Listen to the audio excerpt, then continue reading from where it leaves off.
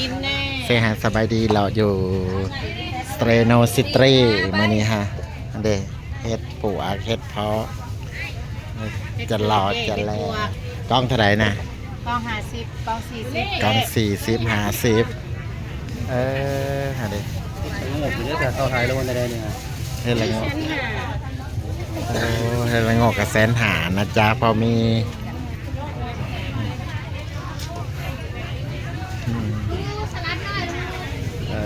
ฮะเดโอ้ยพอมีไปก่อนยังเฮ้ยหมักแตงเดี๋ยวไปตะแซ่บแถวนี้นะเฮ้ยผู้ได้ขายหมักแตงนี่ผู้ตัวซื้อมายังบ่ได้กินบ่หมักแตงคือนะตัวซื้อแต่บ่ได้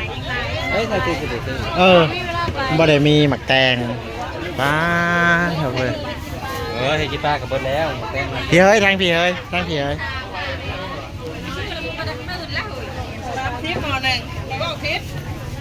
ไปใช้เนี่ยมาเสียดนี่ที่กำลังงงไปก็มาหลอกบึ่งเขาซื้อไม่ได้คงไงกี้มาหลอกบึ่งอีกว่า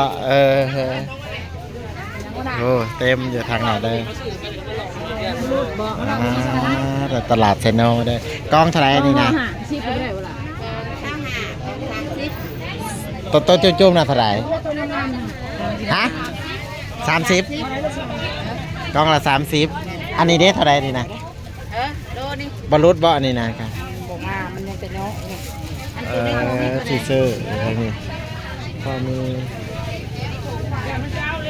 อันนี้ปลาแทะปลาหวาเด้อปลาเลยจักหน่อยเซียนให้เบิ่ง